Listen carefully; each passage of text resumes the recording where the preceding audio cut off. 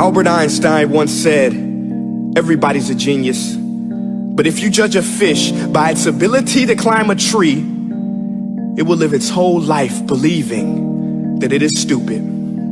Ladies and gentlemen of the jury, today on trial we have modern day schooling. Glad you could come. Not only does he make fish climb trees, but also makes them climb down and do a 10-mile run. Tell me, school, are you proud of the things you've done?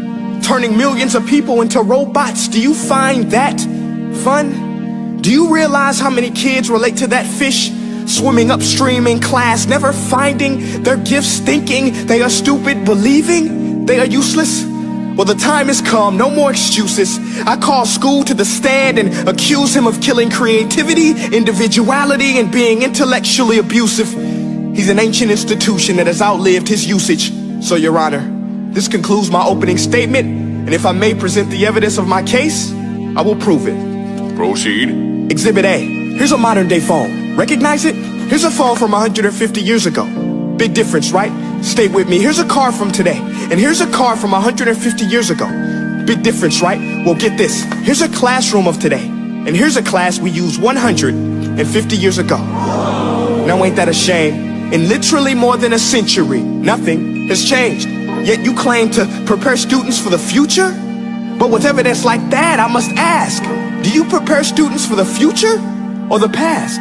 I did a background check on you and let the record show that you were made to train people to work in factories, which explains why you put students in straight rows, nice and neat, tell them sit still, raise your hand if you want to speak, give them a short break to eat, and for 8 hours a day, tell them what to think.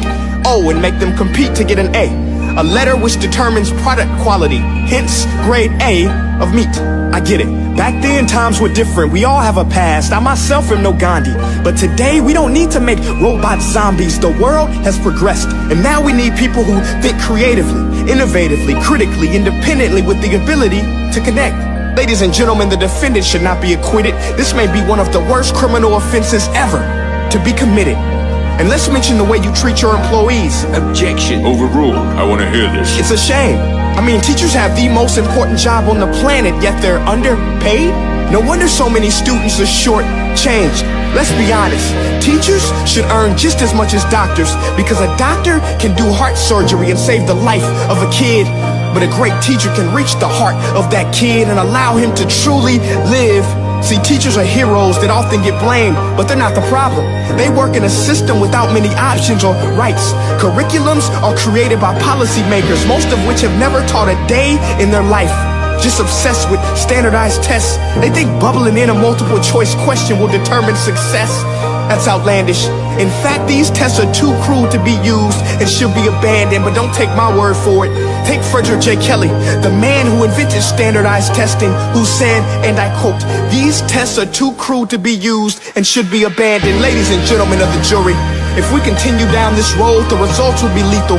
I don't have much faith in school, but I do have faith in people. And if we can customize healthcare, cars, and Facebook pages, then it is our duty to do the same for education, to upgrade it, change it, do away with school spirit, because that's useless. Unless we're working to bring the spirit out of each and every student, that should be our task.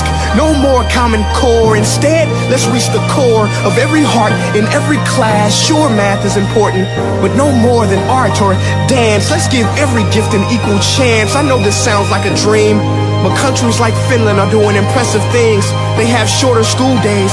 Teachers make a decent wage. Homework is non-existent, and they focus on collaboration instead of competition. But here's the kicker, boys and girls. Their educational system outperforms every other country in the world. Other places like Singapore are succeeding rapidly. Schools like Montessori, programs like Khan Academy, there is no single solution. But let's get moving, because while students may be 20% of our population, they are 100% of our future. So let's attend to their dreams, and there's no telling what we can achieve. This is a world in which I believe. A world where fish are no longer forced to climb trees. I'll rest my case.